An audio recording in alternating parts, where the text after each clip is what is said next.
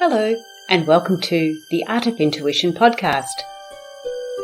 My name is Susan Jane, and I believe that trusting your intuition is the best way to live your life with meaning and purpose. Each week you will hear about how you can connect, develop, and trust your intuition through interviews with other guests and my own personal experiences. Join me to understand how your intuition can guide you towards a life full of meaning and loving purpose.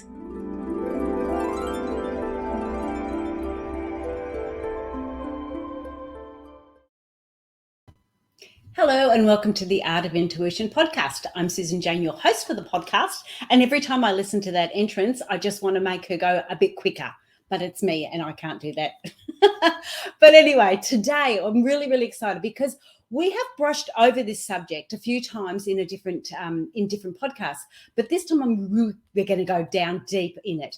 And we have got a very special young man here, and his name is Neo, and he is joining us. I'm not going to talk about Neo like I do with most podcasts, because I like them to talk about them, because I struggle talking about myself, so I'm going to make them go through it as well. Anyway. Come on board. Neo, welcome to the podcast. Thank you, Susan, for having me. It is my honor to be here, truly. Well, look, the first thing I've got to ask you is your name. Now, Neo, Neo positivity. Now, just you've got to explain that to me. Well, my name is Nehemiah Davila, and when I was a police officer, I earned the nickname Neo, like from the guy from The Matrix. And after I learned the law of attraction, I ended up retiring a couple months later. That's when my philosophy or my way of seeing things, I called that neo-positivity, and somehow that became how they called me before I go on stage. So I just went with it. That's cool. I love it. I think it's great because straight away it gives you that nice feeling. Like just when I saw your name when it first came up, it was like, oh, this guy's right. He's right there. I love that. That's great. But we're talking about the law of attraction. But before we get there, now I want to know a little bit more about you. You said because you've come from one of the poorest and most dangerous cities in America, and you said you were a policeman. So not only have you come from a dangerous and scary spot, which I don't know where that is, but you've also would have seen the worst of the worst being a policeman as well. Yeah, they say the town is called Camden City, New Jersey. And they say that 1 year in Camden is like 5 years anywhere else. So it's crazy. It's crazy. But back then, when I was 20 years old, young Thundercat running around, all that excited me. Like chasing people down dark alleyways with guns was a daily part of my life. I look forward to it. I believe they referred to me as a pit bull once. I wouldn't do any of that now. But yeah, it was definitely it definitely had its moments. Most dangerous city in America. 6 out of the 8 years I was there. Still one of the poorest, if not the poorest cities in America. Born there, raised up there a little bit, not all the way raised, but my dad was a cop there. He was one of the sergeants. My sister was a dispatcher. I became a cop. A couple cousins were cops, so it was just in the blood. Oh wow! So you've sort of followed a little bit of a tradition down. Wow. Yeah, it was a pension with benefits. That's how we looked at it. And my dad was like, if you're going to if that's the fallback, whatever you plan to do after high school, if it doesn't work, that's your fallback. And I fell back. I was shooting for the NFL, but that wasn't my calling. Oh, okay. Wow. You have got a few stories under your belt, haven't you? A couple. Okay. All right. So what led you to the law of attraction? How did you get into that? What was that all about? Well, one day, one of my old partners, because we used to switch a lot of partners, but one of my partners was a retired CIA agent. And he said, listen, they got this movie they make us all watch in the academy. You got to see it. And I'm expecting some SWAT team, because I was on the SWAT team. I'm expecting like that type of movie, but it was actually The Secret. And I was done. After that, everything changed. I manifested my first thing. It's on my the entrance to my doorway. It's a feather. Because in the movie they say to talk about a feather or a butterfly, whichever one you don't see that much. And I thought about just holding a feather in my hand because I always saw butterflies, and no good, no bad, just holding it. No one knew what I was doing. No one knew I was even watching the movie except him. And the next day, I was going outside, and there was a feather in my windshield wiper, just blowing in the wind, like to the point where I had to run and grab it before it flew off. And I was just like, man, if I can do that, I can do anything. And so I got obsessed. I wanted to learn everything I could, YouTube videos, studying that led to meditation, The Power of Now by Eckhart Tolle, a bunch of other books. But there was this one exercise that I stumbled upon. I call it the Watcher exercise. I stumbled upon that 8 months later in the beginning of November and really began to implement that exercise. And November 28th, 2008 was my last day working the streets. And since then, I've just been touring the country teaching people how I use it, in hopes that they can apply it to their life in some way and try to get some of the changes that I got. Wow, whoops, hang on, I better put myself back up there. That's incredible. So what was that period between when you saw it to when you actually left the police force? 8 months. Wow, good on you. I was obsessed though. When I say I was obsessed, because here's the thing. If you ever seen Casper the Friendly Ghost, there's this episode where the three brothers kidnap this guy. And the reason why they kidnap him is because every time he snaps his finger, a dollar bill pops out. And so they got him in a room snapping his fingers all day. And so I try to look at life like that. If I have 60 to 70 thoughts on average per day per person, and each one could be literally like snapping my fingers and creating money, why would I let them create pain or fear or anguish or anything like that? And so I was really obsessed with finding ways to be positive all day. But then the brain is a muscle, has muscle memory. Most of our thoughts are on autopilot. It's going to throw us what it's used to throwing at it. So now I got to change what my brain is used to throwing at me. And that became the question. How do I do that? How do I change my average thoughts in order to change all of my outcomes? And so that was the obsession point. That was when I needed to learn what was going on up here, why it was going on that way, and how I could change it for the good, not just for right now. And so, 8 months it took, and I was done. That's the last time I worked. Wow. So when you're talking about this obsession, I know that it's pretty common into a certain degree that once you start to learn about this sort of stuff and about spirituality and all the rest of it, it does, you do go down lots of little warrens, rabbit warrens, and you start to go off in different, areas, which is really good because it's good to test. And I always test the theories and try them all out anyway. But you're saying obsession. Now, with the listeners and with life in general, you've still got work, you've still got family, you've still got household, stuff to pay for. You've still got all that, the real world stuff. How do you get this obsession to really start to work for you? Like, I know you're saying you're thinking positive, but like when the washing needs to be hung up and the kids on the ground screaming and yelling, and you sort of go, oh, how can I have a positive thought here? What's one of those little steps that we can take to sort of help change that? There's your puppy dog. I can hear him. Oh, yeah. You know what? You got to change the narrative of what's going on in that moment. Think of every thought like putting a drop of water into different flower pots. Picture 1,000 little flower pots in front of you, and each one represents something different. Things I like about my job, things I don't like about my job, my spouse, my house, my kids, Facebook, what my boss said. How you feel all day is watering these different seeds, and majority wins. Where there once was nothing, now you got something physically standing in front of you. Some things leave you sitting there wondering, how did this get here? Why is this here? Well, it's because you watered that seed. I would proactively not have myself in that situation ahead of time. For example, I don't cook, I don't clean, I don't wash my clothes, I barely drive, and I'm not bragging. I just need you guys to see my list of goals completed. I had a specific set of things I didn't want to do anymore, and I knew the answer to everything, the answer to anything I want, I can just use one affirmation for, kind of like, I'm so happy and thankful that it's taken care of for me.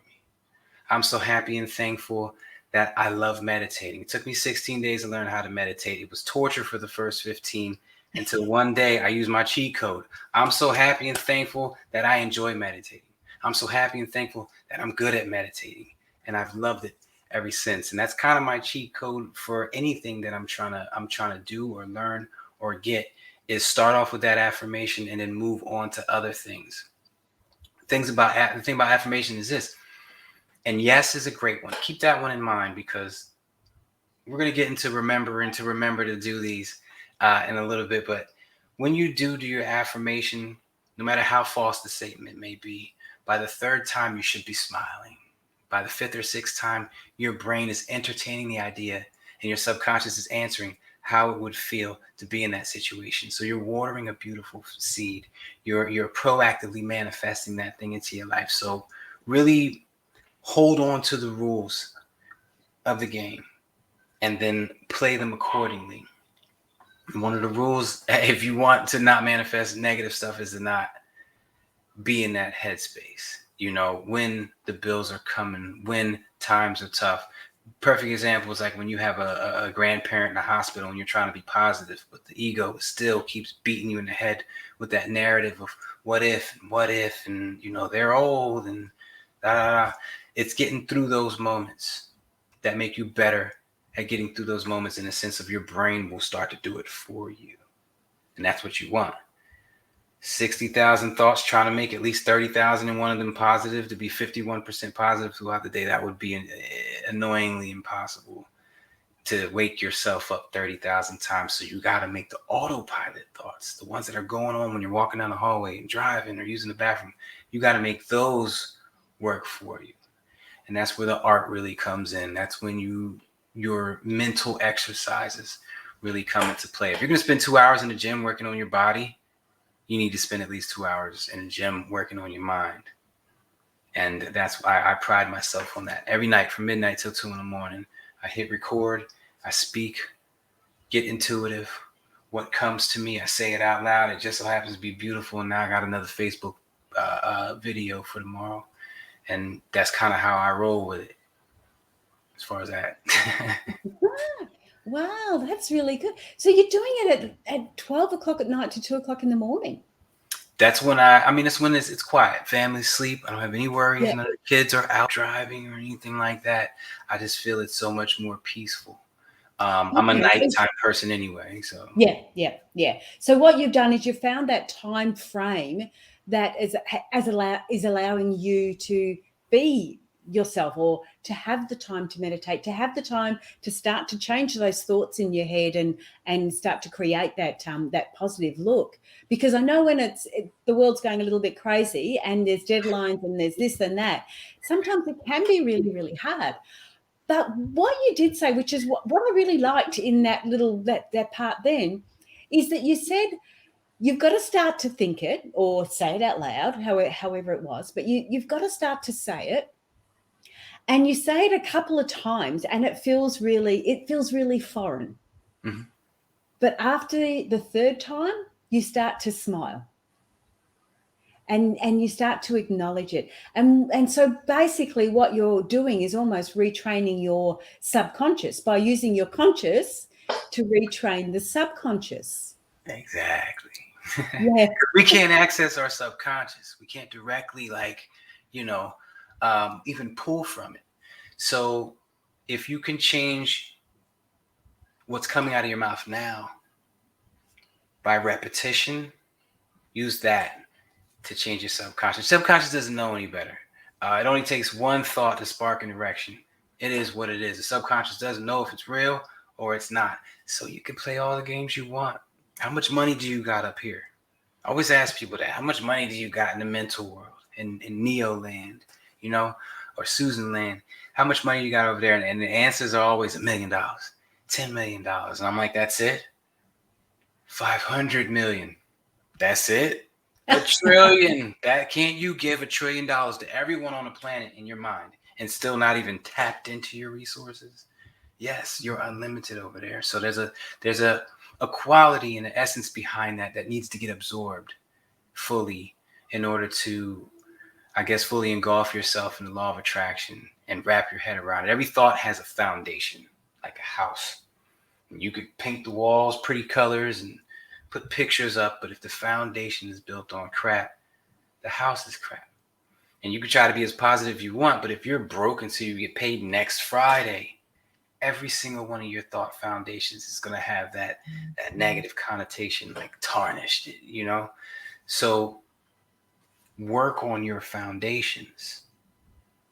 That way every thought and everything that happens will fall in line. But it takes a lot of, it takes a lot of practice, and you got to be curious as to what's going on up here and why it's going on. Think a thought, see what happens. Dissect why it happened. But if you're not doing any of this work up here, then you don't really want it to me. You don't want it. You're not willing to put in the work. Okay, all right. And now, with what you've just said, you're saying that we'll be watching our thoughts and everything else. What are some of those things that we could be living, experiencing, that is that we? Oh, sorry, I'm just trying to get the words out. I'm trying to express that we're in this situation. How can we start to change those thoughts? So, and I guess it's those little one steps at a time that we're looking at. Mm-hmm. I know what I was going to say. Sorry, Neo. It was, you were talking about the money. Okay, now straight away you go, okay, what's in Susan's head, and $1 million. Oh, is that all? Oh, $2 million. Oh, is that all? And you keep going up. Now, when we're trying to change these positive thoughts, when you say $1 trillion million, well, that does not resonate with me, even though I know it's there. I know it's available. I know, the law of attraction is there and that, but it doesn't resonate with me straight away or comfortably, if that makes sense. So I guess where I'm going with this little spiel is that if people can't do $1 trillion to start with, start at $1 million and just have at least you've got a positive focus on where you're at now. So if $1 million is fantastic for you now in the situation you are in, once you get used to that, then you can go again to 10 million and you get used to that. Is that? I would even drop it lower. I would start off with a number that you can actually believe. If that's 10,000, then go get you 10,000, and then up it to 20, and then up it to 40, and then 80, whatever you want to do. The reason why I went at that Neoland scenario wasn't exactly for the money. It was for your abundance. Since birth, we're taught limits. You can only reach so far. You can only scream so loud. Your parents teach you can only spend so much. It's very hard for us to see unlimited. And the only place we can see unlimited is up here. God can take your life right now, but he can't stop you from thinking about a red apple on the table. Okay, and since that world, an imagination world that's real enough to stop your heart, we've all been running scenarios that were like, oh my goodness, it's real. That world is a prerequisite to this world. So when you limit yourself over here, I can't do that. It's going to take me 18 months to get that business up and running, or I can't get that promotion. I'm not qualified. Over there, you are qualified. Over there, you do have the money. And over there, just so happens to be what's going to happen over here. So let's dream bigger. Everyone I've coached that wanted $100,000, they got around 96 that year. Close but no cigar, but guess what? Shoot far, aim high. So that's kind of like where I was going with that situation. Money is a funny thing. I like to use fear to get people to wake up and do their mental exercises. If you know that every time you worry about money, it's literally like pulling money out of your account and handing it to the casinos, you might as well just go to casinos with it. If I can get you thinking of negative thoughts about money like that, then maybe we can make some progress. Take it a step further. I like to think of money as an exchange. Like if aliens came here and were like, how do you guys exchange? What is your currency? Oh, we have this thing called the dollar. And so I group it into a category like that. That's how we exchange stuff in America. Now, My relation, that category, I'm going to give it kind of an essence, not a personality, but an essence. It's a being. My relationship with this being directly reflects my future with this being. Because the times when you're thinking money's rough, my relationship with money is rough. Thoughts become things. Like in the movie The Secret, your wish is my command. Your relationship with money is going to be rough. The more you feel that. But when you're happy about your relationship with money, you manifest a future where you're happy about your relationship with money. And so that's the basic principle behind it. Take it a step further. The $100 bill, highest form of currency that you can, hold in your hand in America. So for me to grab $100 bill and tell it that I respect it, I respect you. It's a 100% accurate statement. The ego has to sit back and let me sit in that, marinate in that respect. I love $100 bills. 100% accurate statement. Manifest a future where I'm holding a $100 bill in my hand saying, man, I love $100 bills. And that's the kind of future you want to manifest. Now, this is the hardest thing for a person to imagine if they're broke. But this is how you get out of it. Trust me. I've been in some places. I haven't always been here. Most of my life, it was, it was a struggle. Yeah. And the thing is with that, if they want to, you can imagine a $100 bill, but if they're having an issue with that, they could always print one out, not illegally, but just as on the piece of paper, and they get that visual. Take it a step further. This money essence that I'm talking about, it's either with you or not with you. And as long as you have at least a penny, it's with you. Ah, okay. Yes. So for you to want to go out and grab money outside of you is counterproductive because it's not outside of you. It's a part of you. It is you. Everything that exists, everything, you, me, this desk is just one big vibrating frequency wave, vibrating at different points. You're vibrating at your density. I'm vibrating at mine. This desk is vibrating at it. But it's all just one energy wave. Every single piece of dollar, every notion about dollars is just energy wave. So for you to want to get a dollar outside of you is for you to want something that literally not only doesn't exist, but you're never going to get. Yes. You have to appreciate what's with you already. Yeah, because you're not resonating with it. Yeah, for sure. Oh, that's really interesting. And I like how you've sort of stepped through it. It gives it a little bit more understanding for people that are listening. But before we go any further, Neo, I want to put down that because we've got your website going down on the ticker tape at the bottom, but of course the podcast don't see that. So Neo's website is www.neopositivity.com. Now that's Neo is NEO and positivity is POSITIVITY. I had to think then. Oh my goodness. Yes, I do that every time I spell it. I'm like POSITIVITY. That made a little song. That's how I had to learn how to spell intuition. I can assure you it went a lot of different ways too. There you go. Yeah.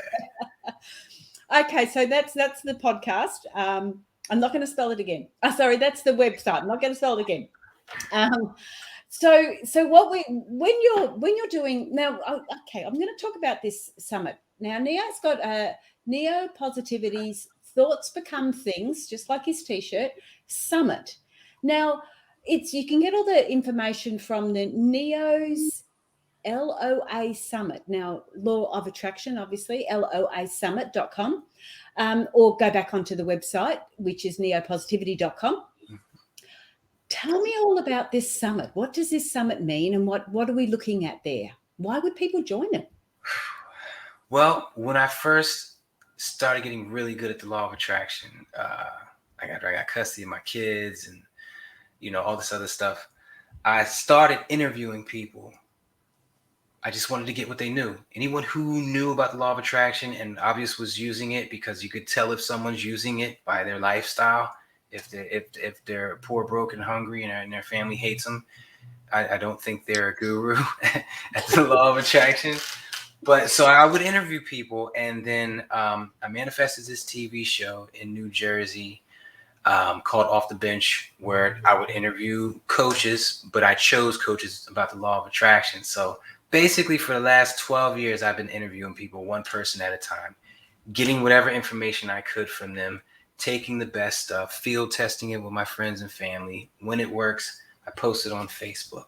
Well, a year ago, last January, I decided instead of just interviewing one person, because like me and you can sit here and talk and we'll bounce ideas off each other. And then all of a sudden it'll seem like the balls will collide and the third idea will be birthed. And we're like, oh man, I'm going to try that. And that was happening with everyone I interviewed. And so I said, you know what? What would happen if I took a bunch of life coaches or, enthusiasts and we were all exchanging ideas? What would it be like then? And that was it. Neo-Positivity Thoughts Become Things Summit was born. That was last January. We just did our 1 year anniversary last weekend, January 22nd. You guys can check that out. There's a summit Facebook page. It's the same thing. Neo-Positivity Thoughts Become Things Summit group. I mean, not a page. Yeah, it's a group that you can get all the updates. So anyway, we do the summit once a month. It's on the third Saturday of every month. And it's like a campfire.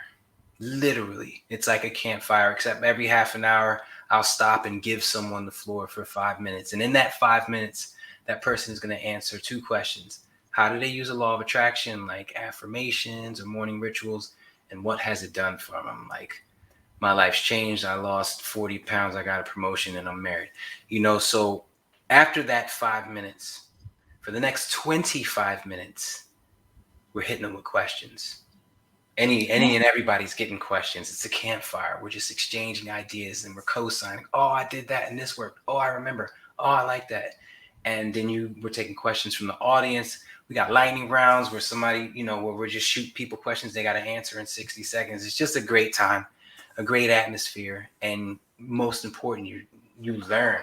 This board behind me is usually filled every corner with some type of tip or a trick or some way of using the law of attraction that you can get results soon, very soon. Like, you shouldn't have to wait 16 months for that promotion. You can manifest something better within the next 30 days, that type of soon.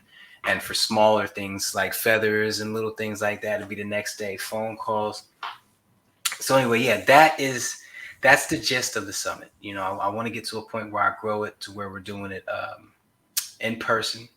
As soon as COVID and all that other stuff clears up, in person, where we can do it every week in a different corner, like Florida, New York, California, and Texas, and then back in Florida for for every month. So that's the plan behind the summit, and I think it's the best collection of law of attraction practices on the planet. I've participated in several summits. I've seen so many different type of webinars and all this other stuff, and they're all cool, but the people I put together, the group, it's uncanny. It's something different. It's something special. Yeah, wow, that sounds really interesting. I did my own little law of attraction theory test. I'm a theory tester, so I'm definitely, like you said, you had your feather. Mm-hmm. I did mine, but I did mine through visualization. So basically, I did mine. I would do it every day. I did it for about 6 months. Did it every day. I visualized the house being redecorated because I couldn't afford to do it. So I wanted to get it redecorated. So I thought, you don't worry about the money. You go, what do you want? Think about what you want. So I would go into every room and I'd go, this is what I want this room to look like. And I even went to the local hardware store and picked out my kitchen cupboards, like the colors and the taps. So I really got stuck into what I wanted. Mm-hmm. And it was like 6 months from when I first started, when I decided to test this theory. It took 6 months. And this big storm went through and ripped off our roof. And it was really quite intense, quite scary for a little bit. But, basically they said, well, you've got new for old insurance. And, $85,000 later, the house was exactly as, And so, yes, I do that. That's why when you said the law of attraction, mate, I'm there, been there, done that.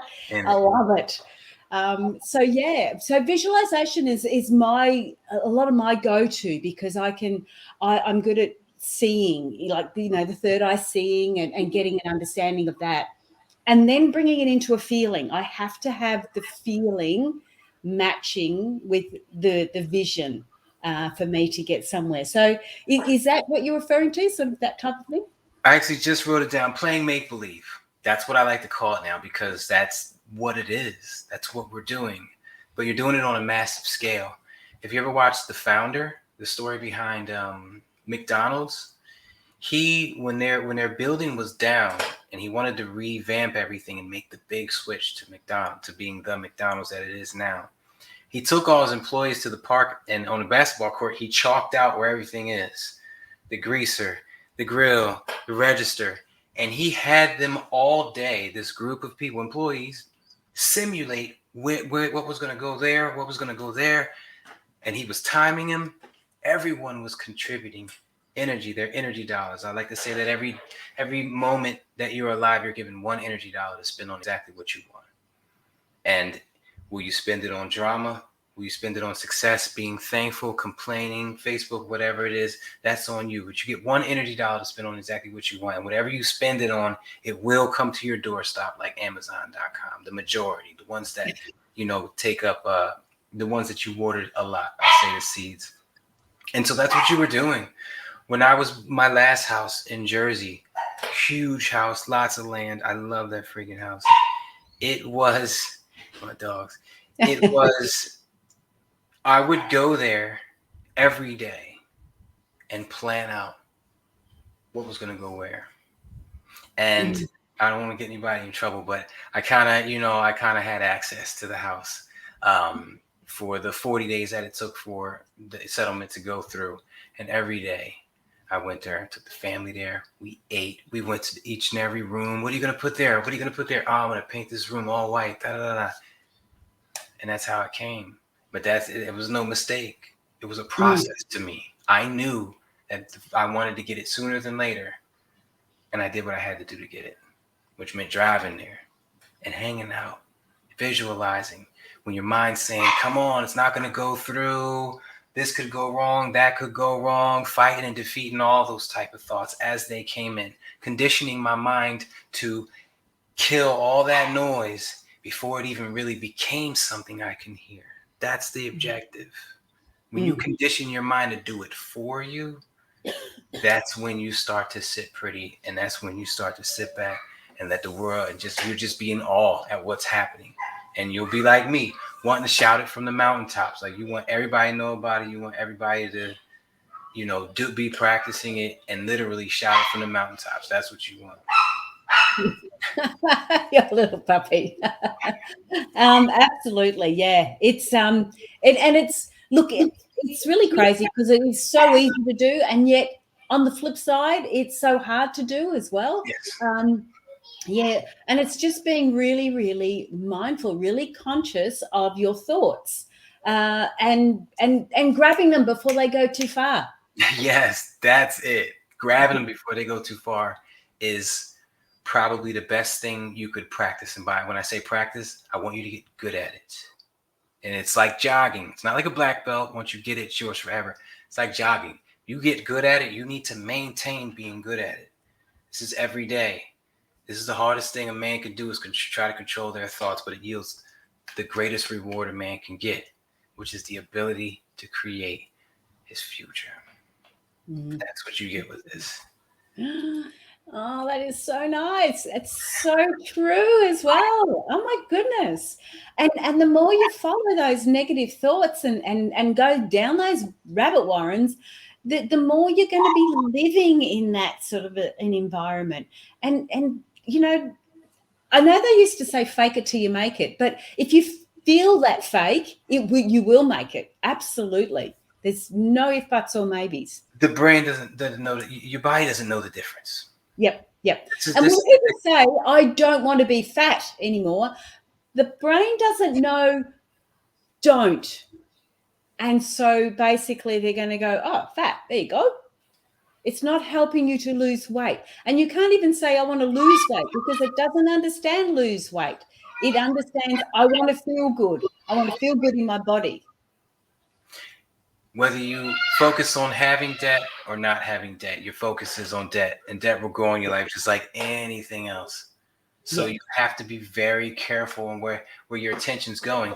You have to protect yourself from threats, both foreign, outside of you, and domestic, inside.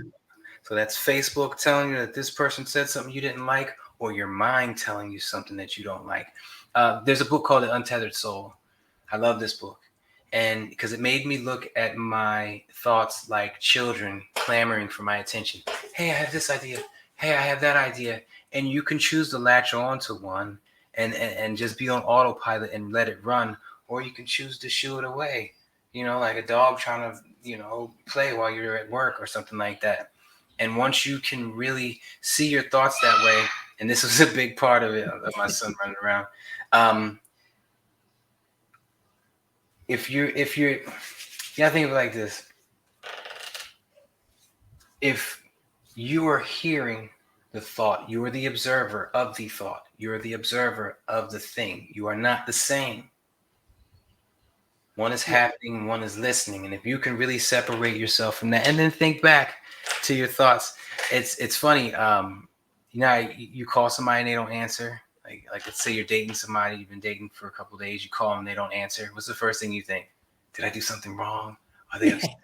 Did they find something out, whatever it is. And it's that voice. That voice, how often is that voice wrong? A lot. It's always saying something that ain't, what if I don't make it? What if I don't this?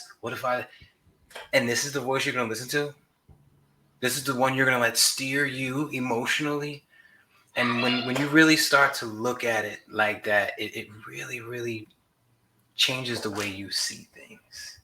And then when stuff happens, you take it differently. And that's why I call it's a total mind makeover. I am so far from the person I used to be, and I'll never go back. No. I'll never go back. You can't unlearn it, can you, Neo? You just can't. Once you've learned it, you can't unlearn it. You can forget about it for a little while, but you can't unlearn it. That's what I love about this shirt. I am a walking billboard for those who can't see. The shirt says thought. It's an all black shirt with white letters that say thoughts become things. Everywhere I go, someone's like, oh, I love that shirt, or that is so true. Those are the cool people. But to everybody else who sees it and don't say nothing, I know that night they're going to be on the sofa during a commercial break running a terrible scenario. And they're going to say to themselves, maybe I shouldn't spend my time in that headspace. And that's what I want. That's why I wear this shirt. I want to be a walking billboard reminder. Don't screw up your tomorrow by thinking the wrong thing today, basically. Yeah. That is so cool. And so we're getting low on time now. I do want to just jump back onto your website, so neopositivity.com, but I also just want to remind people about the summits. So this is going to air, apparently this is going to air on your birthday too. So I'm going to say happy birthday. Thank you. Yes, it'll be on my birthday when you guys hear this. I'll be turning 41. Oh, really? Oh, my goodness, you don't look it. God. And here's me saying a young man. It's like, whoa. So that's really cool. So that's your birthday and the summit. So when is the summit? It's happening. It's every month, did you say? Yes. Every month on the third Saturday of every month. I just sent you a link. If you could post that would be amazing. Yes. It's the Summit's Facebook group, so you can get updates about the Summit, and that's a friendly place where you can go and get. I have a subscription too. I'll actually give you that, where you can get it's like a daily dose, a different mental exercise that I've come up with. But yes, the Summit. The next one's February 19th. But this is going in March. So when is it in March? It'd be the third Saturday in March. Oh yeah, the third. I'm pretty sure it's the 19th again. Yeah, I'm yeah, almost cool. 100% sure it's the 19th again. Yeah, I think February and March are the same.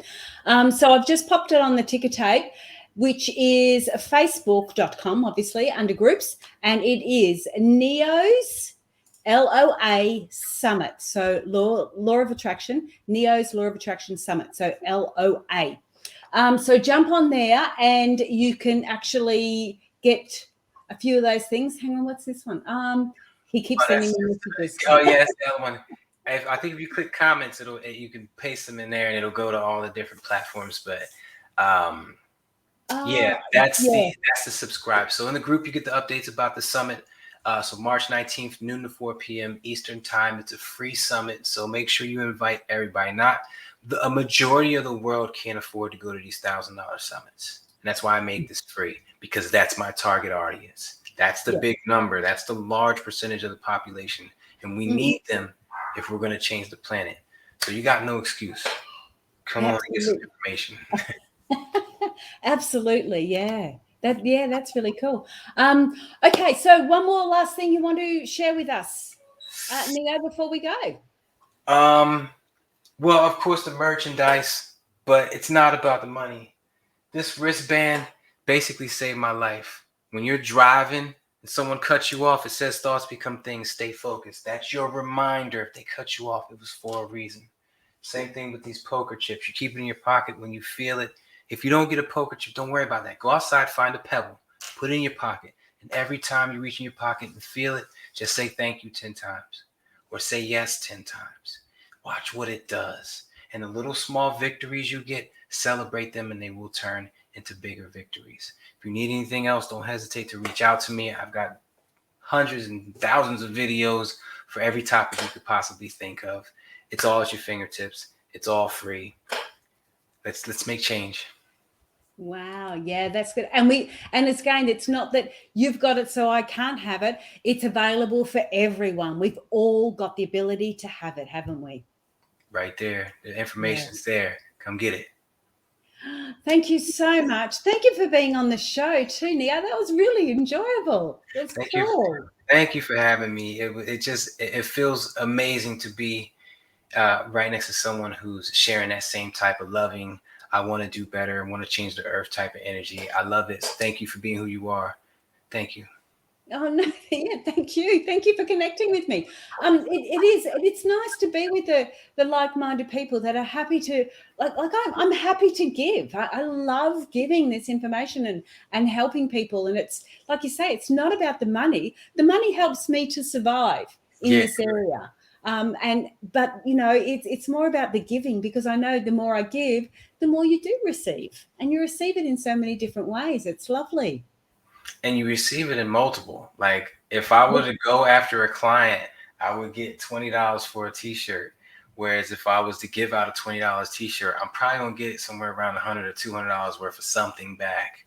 Absolutely. I'd rather get it from the universe than than a kind customer anyway, because it comes back in multiples. But either way, it's love. Either way, it's love. It's beautiful. Yeah. Well, thank you so much, and stay on the line because I've got to do the little photo thing, and I will, things you have to do, and I will talk to you very, very soon. Thank you so much, Neo. Thank you, and peace, love, and happiness to everybody out there. Thank you. Oh, that was great. Jump on the Facebook or jump on his website, subscribe, and get an understanding of that. To be able to join in to those summits, like on Facebook or anything like that, you're picking up all that information and it's all there. The more you hear it, the more you take it on board, the more it actually works. If you just sort of go, oh yeah, I'll do that later, you won't get there. You've got to be constantly looking at it and constantly being open to these tricks and these beautiful treats that we can get. So it's lovely. But yeah, that's me for today. Do what you have to do. Subscribe. No, not what you have to do. Do what I want you to do. No. Subscribe, do all the rest, like, share, and all. Oh, look, I get sick of saying all that sort of stuff. Anyway, I'm going to say bye for now. Have a great week, guys, and I look forward to catching up with you next week. Okay, bye for now.